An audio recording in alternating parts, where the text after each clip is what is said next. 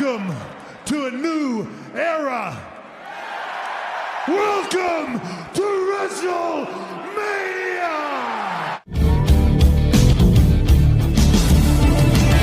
السلام عليكم اعزائي المشاهدين، اهلا بيكم في فيديو جديد. فيديو النهارده مختلف شويه لاننا مش هنعمل مراجعه لفيلم او مسلسل. النهارده هنتكلم عن مهرجان ريسلمانيا، اشهر مهرجان في عالم المصارعه. فرب الفيديو ينال اعجابكم وينال اعجاب الناس اللي كانت عايزاني اتكلم في المصارعه، فما تنسوش تدعموني وتعملوا لايك وشير واشتركوا في القناه وفعلوا الجرس عشان يوصلكم كل جديد. ويلا بينا نبدا. بيبدا المهرجان بتاعنا بدخول جون سينا الهوست بتاع ريسلمانيا السنه دي، اللي المفروض دايما البدايه بتكون مع تريبل اتش، لكن طبعا تريبل اتش لقى الاراء كلها ضده الفتره دي، فقرر ان هو يخلع ونجيبه جون سينا مكانه.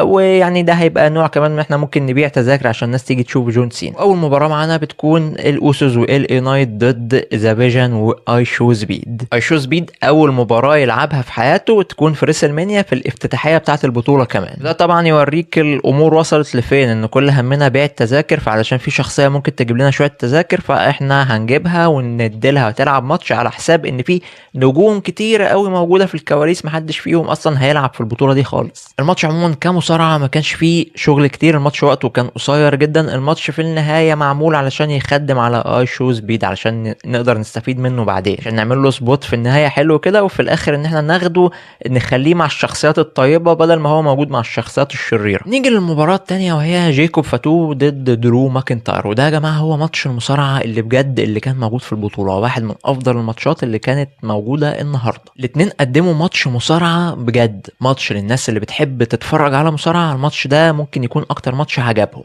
فعلا في مصارعه، في اتنين من مدرستين مختلفين وقدروا ان هم يقدموا شغل على مستوى المصارعه والترفيه حلو جدا. عيب بس الماتش ده ان يعني هما اتنين اصلا مدفونين، هما اوريدي الاتنين اصلا مدفونين، فاللي هيكسب فيهم التاني هيندفن اكتر. فجيت في النهايه كده طبعا ما لما جيكوب فاتو هو اللي كسب، طبعا تريبل اتش قال لك مين فيهم اللي مدفون اكتر، هو درو ماكنتاير. كده خلاص اترمت توبته بالهزيمه بتاعه النهارده. بعد كده الماتش بتاع القاب التاج تيم النسائيه، الماتش اللي كان مكون من 4 فرق. وطبعا المفروض ان في مفاجاه بتحصل معانا في الاول، ان نيكي بيلا هتكون مصابه ومش هتقدر تلعب الماتش، فبتيجي مكانها بيج في العوده بتاعتها من 8 سنين. طبعا مفاجاه خطيره جدا، ولكن هي مش مفاجاه اساسا لان الخبر اتحرق علينا من يومين. WWE حاولت تداري على الموضوع وتقول لك ان نيكي بيلا هتلعب الماتش وهي مش مصابه ولا حاجه، ولكن خلاص هو الخبر اتحرق علينا والنت كله عرف ان بيج جات ومضت عقد وهتلعب الماتش. لدرجه اصلا ان معظم الناس ما كانتش متفاجئه لما هي دخلت. هي لما دخلت اللي هو الناس ما فيش بقى تشجيع، الناس كانت عاديه لان هم معظمهم عارفين الخبر. شوف على مستوى المصارعه، فانا الحقيقه ما بحبش النوعيه دي من الماتشات. يعني الماتش ده لو كان مثلا سلالم كان هيبقى امتع بكتير. الماتش الدنيا كانت فيه زحمه، الماتش كانت الدنيا فيه زحمه، كان محتاج يتقلل عدد الفرق، يا تحط لهم حاجه اصعب من ان يبقى فيه حد بس الماتش بالتثبيت. هو لو كان سلالم كان هيبقى اعلى بكتير. في حاجه ممكن نركز عليها في الماتش، يعني التركيز بالنسبه لي فيه كان على اللقطه اللي المصور فيها وقع، ما تفهمش حد بسنايبر لقطه فقام واقع فجاه كده. الراجل هو بيصور في واحد وقع مننا في السكه. طبعا بالنسبه للنتيجه فبقت معروفه، بما ان بيج لسه راجعه وعوده بعد سنين طويله، فقدرت تكسب الحزام هي وبري بيلا. ولكن انا ما اتوقعش ان الحزام هيفضل معاهم كتير، هيخسروا الحزام في اسرع وقت ممكن. بنيجي بعد كده للقب القارات الخاص بالسيدات، اي جي لي حامله اللقب ضد بيكي لينش. الماتش ده هو اقل ماتشات البطوله بالنسبه لي، ماتش تعبان على مستوى الاداء وعلى مستوى تدخلات الحكمه اللي موجوده، ان هم المفروض يعني ان بيكي هتكسب، ولكن بالتحايل على الحكمه. فالطريقه اصلا اللي هم بيحاولوا يعملوا بيها الموضوع ده فيك قوي. الماتش مش افضل حاجه. بيكي لينش قدرت انها تكسب في النهايه لان هي اللي عندها الاستمراريه ان هي تعمل حاجه بالحزام، انما اي جي لي اكيد هتختفي فتره بعد الخساره دي. بنيجي بعد كده لمباراه سيس رولينز ضد جونثر، المباراه اللي يعني بالنسبه لي هي افضل بناء في البطوله، لان ما حصلهاش بناء ولا في عداوه ولا لعب على حزام ولا اي حاجه. الامور كانت شخصيه تماما. جونثر شخصا الموضوع مع سيس رولينز لان هو شايفه هما الاثنين من التوب اللي موجودين حاليا، فلازم واحد فيهم يتفوق على التاني عشان يبقى هو التوب 1. ماتش على مستوى المصارعه كان كويس. جونثر حاول ان هو يقلد الاسلوب بتاعه اللي بيخلي ناس تتقاعد بيه، ولكن مع سيس رولينز ما نفعش الكلام ده. بس للاسف في النهايه المعتاده لاي ماتش في اتنين مش عايزين يحرقوا حد فيهم ان طرف تالت هيخش، والمره دي كان برون بريكر اللي بيرجع من الاصابه بتاعته وبيتسبب في خساره سيس رولينز. للاسف النهايه ما عجبتنيش خالص. الماتش ده كان يستحق ان هو يبقى بدون اي تدخلات، ولو عايز تعمل تدخلات اعملها بعد الماتش وواحد فيهم يكسب التاني، وكده كده الاتنين نجوم من الصف الاول. الموضوع بالنسبه لهم مش هيبقى زي جيكوب فاتو ودرو ماكنتاير اللي هيخسر فيهم هيتحرق ويتركن وخلاص. لا، الاتنين عندهم الاستمراريه وهيلعبوا على حزمه وهيفوزوا بالقاب. يعني ليه تشيل عننا النهايه دي؟ ليه تحرمنا من اننا نشوف ماتش قوي بدون تدخلات؟ نوصل دلوقتي للمباراه قبل الاخيره، ستيفاني فاكير حامله اللقب ضد ليف مورجان. الماتش ده برضو بالنسبه لي كان افضل ماتش سيدات تم البناء ليه، نظرا عشان ستيفاني فاكير المفروض ان اللغه الانجليزيه بتاعتها ضعيفه، فما ادولهاش بقى مساحه تقول بروموهات وتلخبط في الحوارات والكلام ده.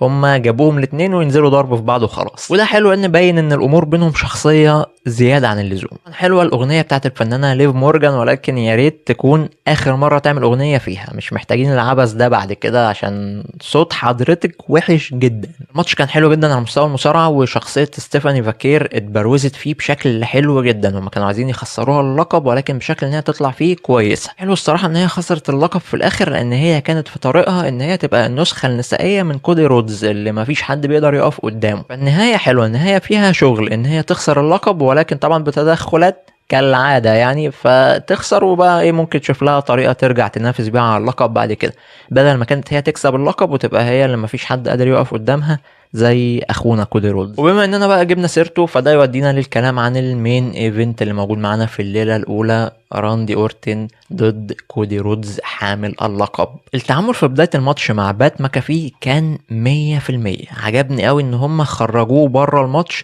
والامور دلوقتي بقت بين الاتنين بس بدون اي تدخلات. ماتش على مستوى المصارعه كان حلو جدا، وحلو بمستوى مفاجئ بالنسبه لي. انا كنت متوقع ان هو هيبقى اوحش من الصوره اللي كانت موجوده فيه. الماتش كان ماشي حلو جدا، كودي رودز بيلعب باسلوب مختلف، وبيلعب باسلوب الهيل، وبيستغل اصابات راندي اورتن وبيحاول يضربه، والجمهور بيزوم عليه، والامور متبدله تماما. وكمان السيلينج بتاع اورتن روعه. الماتش كان ماشي تمام، وفي مصارعه وفي دم وفي كل حاجه عشاق المصارعه بيطلبوها، ولكن طبعا الحلو ما يكملش، وممنوع ان احنا نعمل نهايات بدون تدخلات عشان بعد كده يبدا العبث. لما بات ماكافي بيدخل تاني هو لابس حكم علشان يكسب راندي اورتن، فما بيكسبش، فاورتن بيقوم رازعه واحده ارك او ما تفهمش ليه. بعد كده كودي رودز بيقدر ان هو يعمل الفينش لاورتن وبيثبت عليه وبيكسب وبيفضل هو البطل. مش بس كده بقى العبث ما وقفش لغايه هنا، لا ده اورتن بعد كده بيضربه علشان يبين لك ان العداوه بينهم مستمره. الحقيقه في نص الماتش كان ممتع جدا، الواحد كان مستمتع بيه قوي علشان ما كانش متوقع اصلا مين اللي هيكسب فيهم، والاثنين كانوا بيلعبوا بدون تدخلات والاساليب بتاعتهم معكوسه والدنيا كانت ماشيه تمام.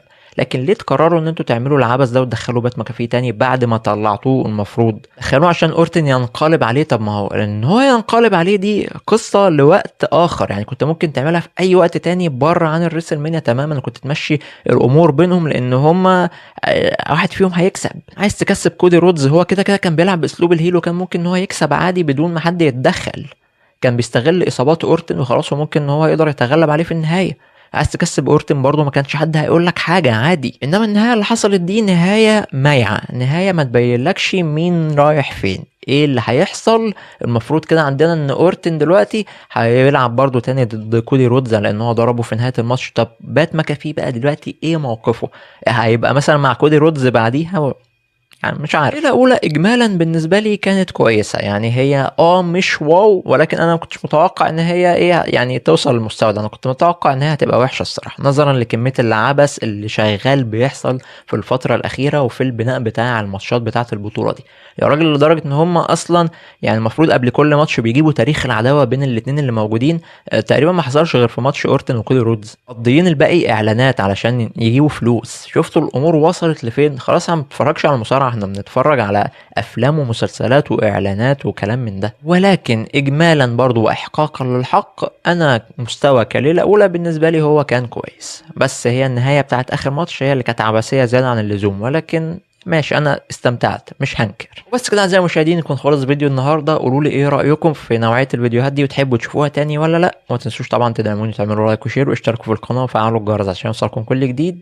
واشوفكم تاني في فيديوهات جايه كتير ان شاء الله. السلام عليكم.